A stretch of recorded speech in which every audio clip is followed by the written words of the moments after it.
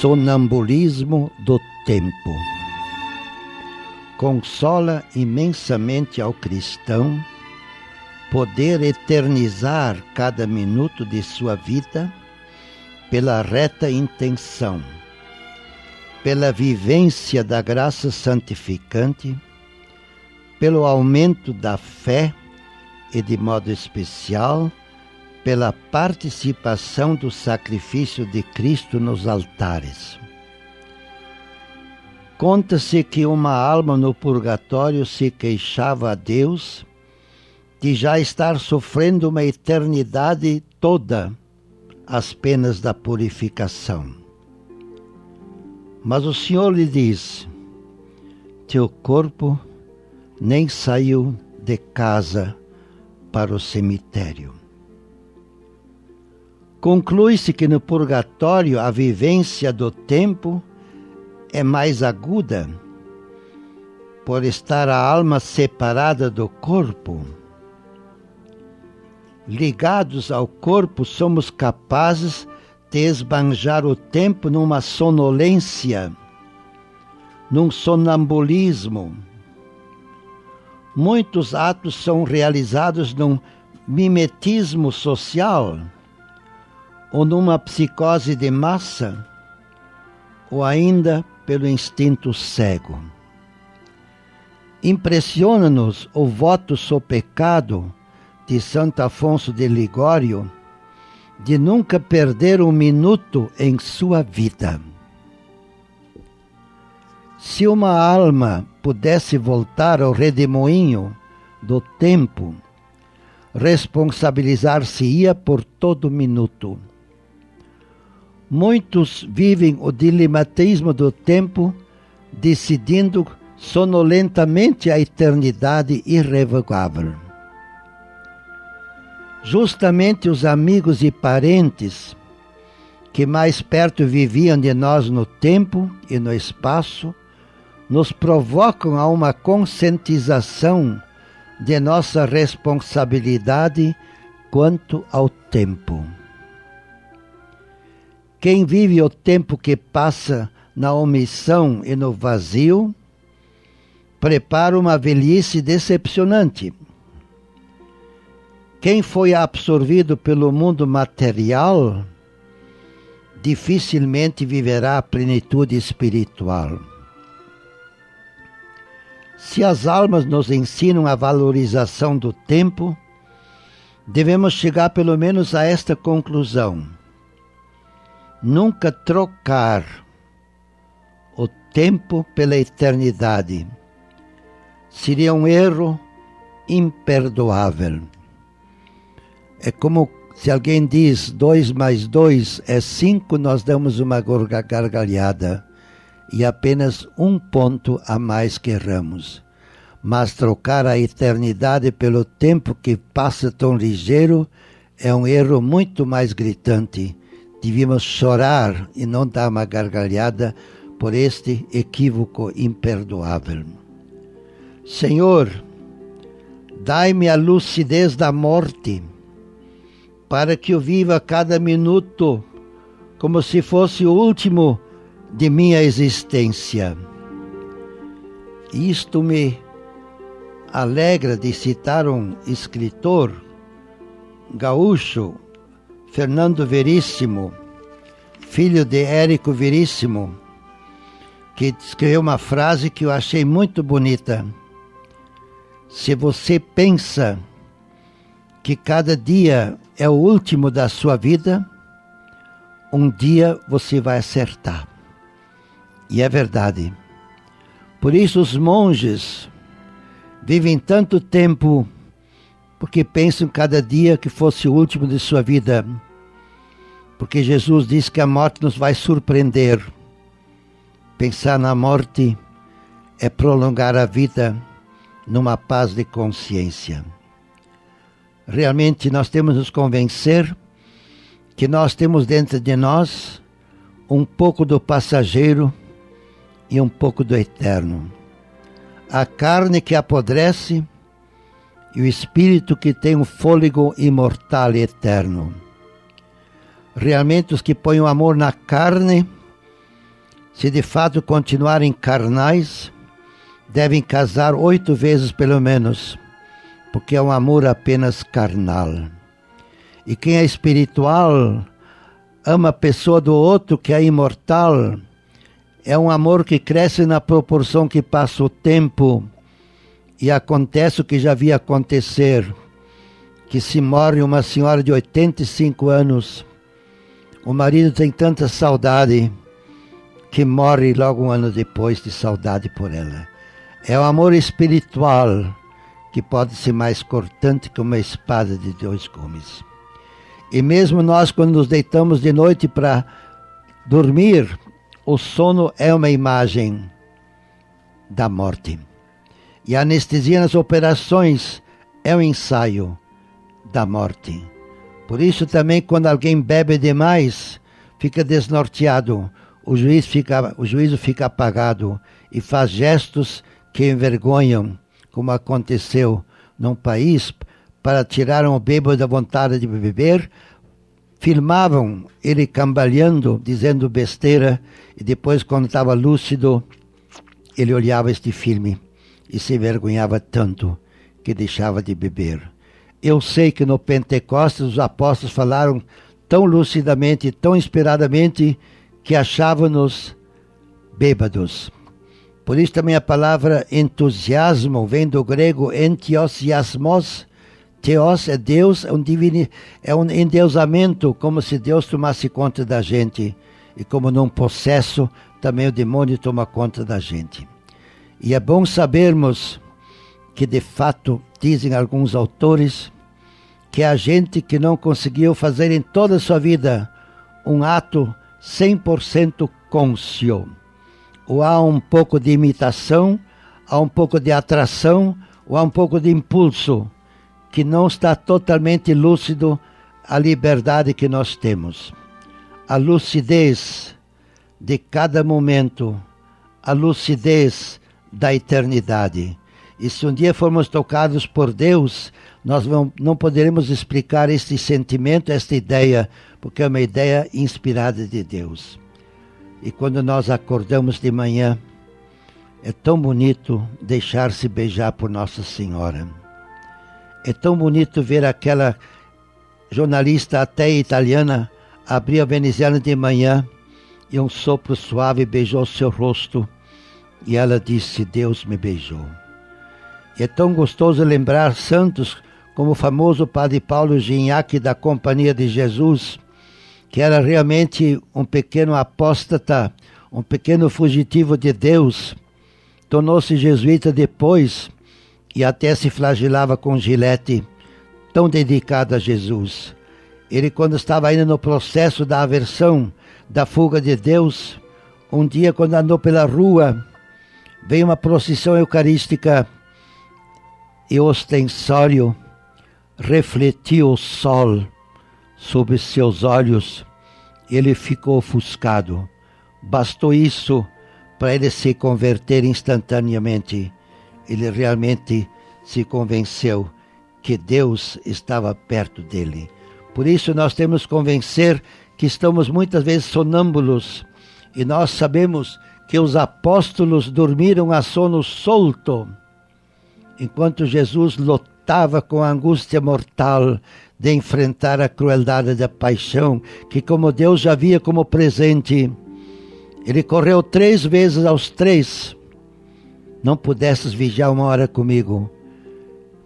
Parecia uma barata tonta Jesus nesta angústia mortal, que se não fosse Deus teria morrido. Ele acordava sempre eles. Realmente, nós temos que convencer que a lucidez é uma grande graça. E para isso precisamos fé. Eu não saberia dizer o que é a fé, porque é uma experiência indescritível. Mas posso usar uma palavra de São Paulo, que nunca esqueci em latim. Tamquam videns, como se visse. Isto impressiona a gente.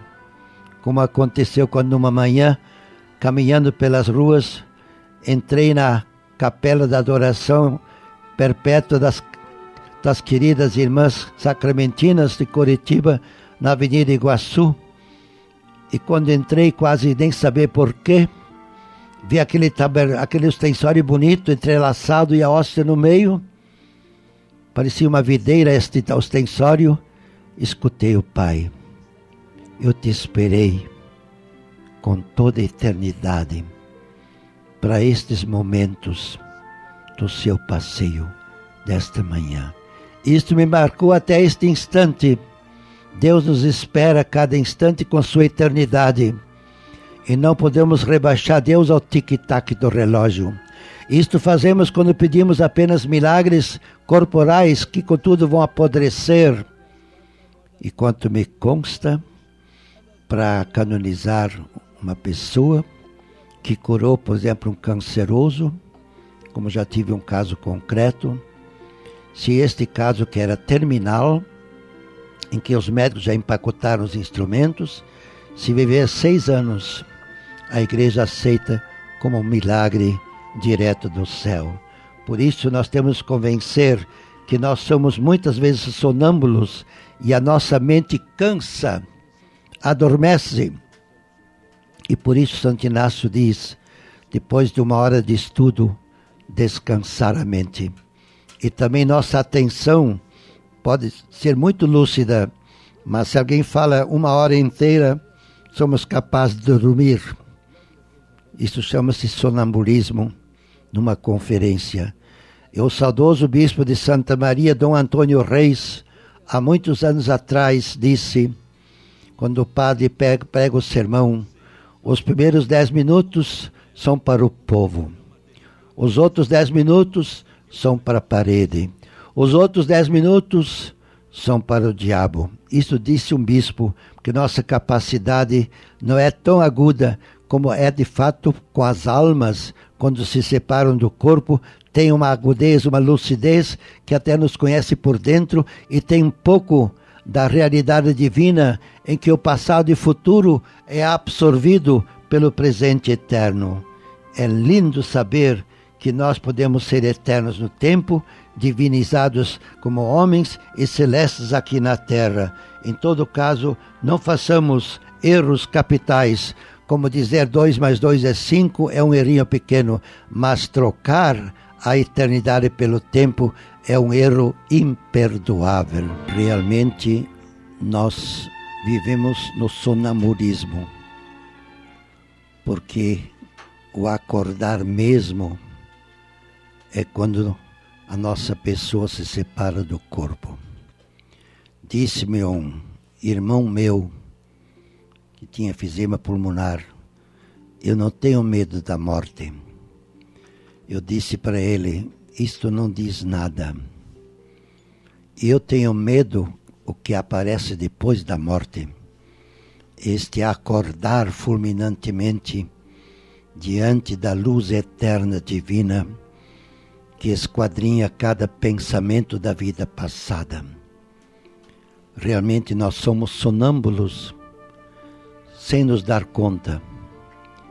E quando nós nos olhamos como animais racionais, e se alguém não cultiva a razão, torna-se um animal cada vez mais feroz e mais perigoso.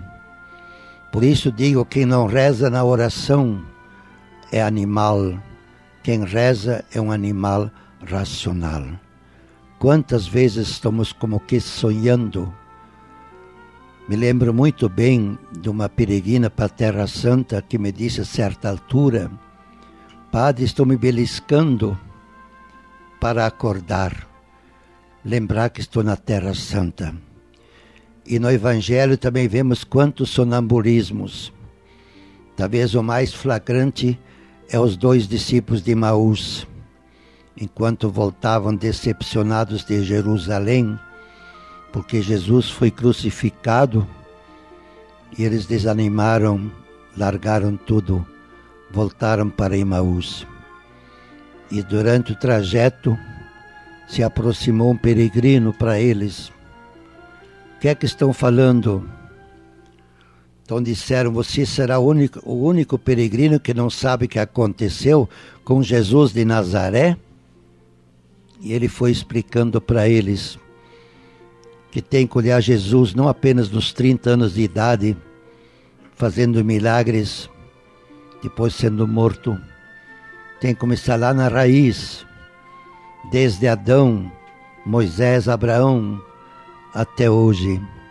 E foi explicando pelas Escrituras que Jesus veio para morrer, ou se quiserem uma coisa mais positiva, veio para nos salvar.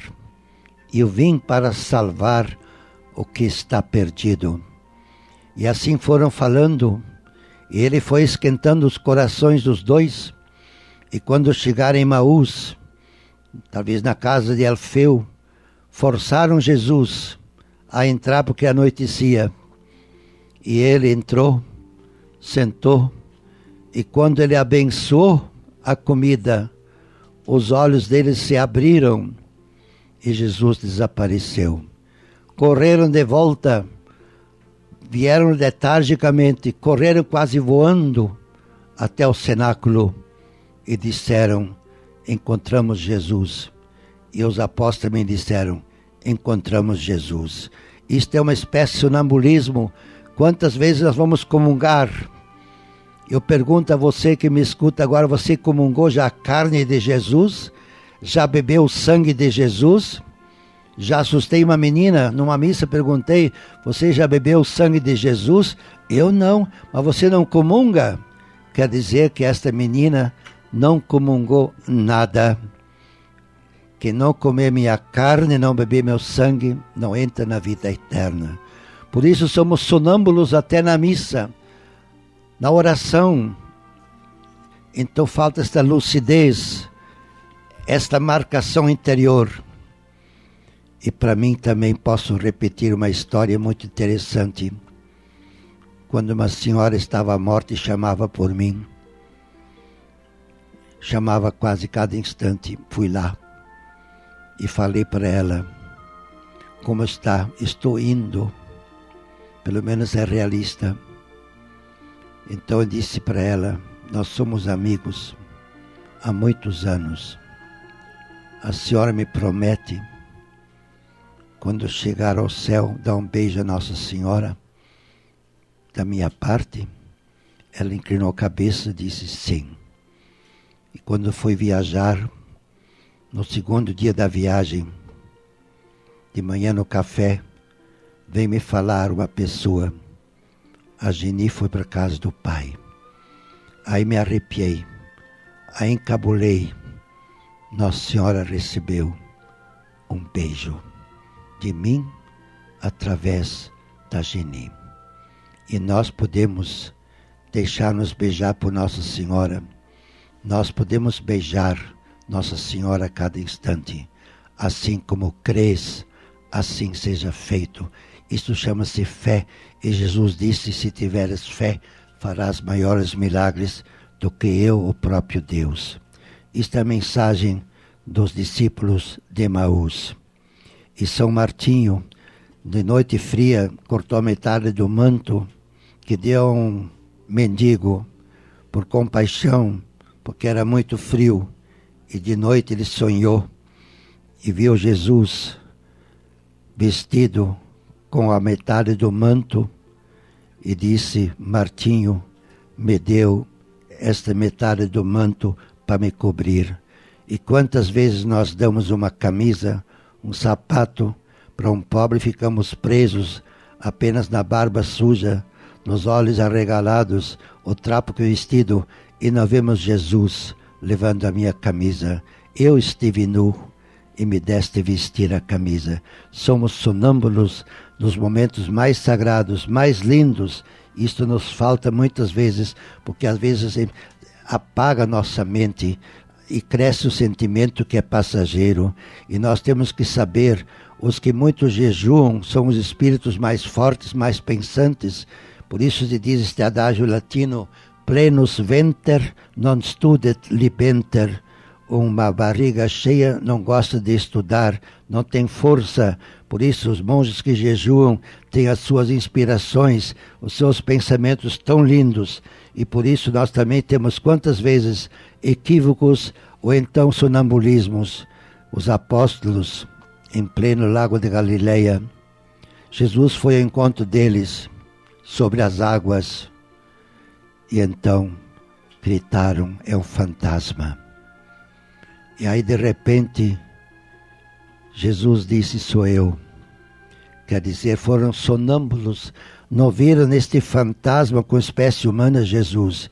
Quantas vezes tropeçamos com Jesus na rua, quantas vezes subimos com Jesus no elevador, quantas vezes sentamos ao lado de Jesus no ônibus e quantas vezes viajamos 10 horas no avião ao lado de Jesus. Eu estive sentado, eu estive viajando. Meus irmãos, está na hora de nos beliscarmos. Nós vivemos junto com Jesus, dia e noite, e até levamos Jesus para o cemitério, porque com ele fomos sepultados e ele será sepultado conosco. Não estejamos mais sós, que nos dá uma certa solidão. Por isso, eu quero pedir a Nossa Senhora aqui presente, que teve uma lucidez sempre original no seu coração. E se ela disse o sim para este convite enorme, divino, trágico e celeste, ela foi inspirada por Deus para ter esta lucidez. Teve uma pequena dúvida: como se fará isto se eu não conheço homem? O Espírito Santo te fará sombra. Por isso temos que pedir ao Espírito Santo, que é o amor do Pai e do Filho, que nos foi dado no momento do batismo, para que sempre sejamos lúcidos, acordados e sempre vivos espiritualmente, escutando esta frase de Santo Inácio: jamais suspeitamos que Deus faria de nós se fôssemos mais dóceis às suas inspirações. E realmente as almas do purgatório lembram-se do seu sonambulismo aqui na terra. Talvez todas as missas foram apenas uma coisa mecânica, foi apenas uma coisa passageira e não foi um encontro marcante com Deus. Porque os 2 discípulos de João Batista não se esqueceram até o fim da vida da hora em que encontraram Jesus. Às 10 da manhã, isto até o fim da vida. Quem encontra Jesus é marcado pela eternidade. Vamos rezar esta Ave Maria pelos religiosos sacerdotes, para terem a lucidez da sua dignidade de esposas de Cristo, e os sacerdotes saber que na consagração cessa a pessoa dele e a pessoa de Jesus continua na voz dele, a consagração que só Deus pode fazer. Ave Maria, cheia de graça, o Senhor é convosco. Bendita sois vós entre as mulheres, e bendito é o fruto do vosso ventre, Jesus. Santa Maria, Mãe de Deus, rogai por nós, pecadores, agora e na linda, bela, luminosa, cheia de expectativa hora do nosso encontro definitivo, celeste, eterno, maternal e filial. Amém. Abençoe-vos, ó Deus Todo-Poderoso, Pai, Filho, Espírito Santo. Amém.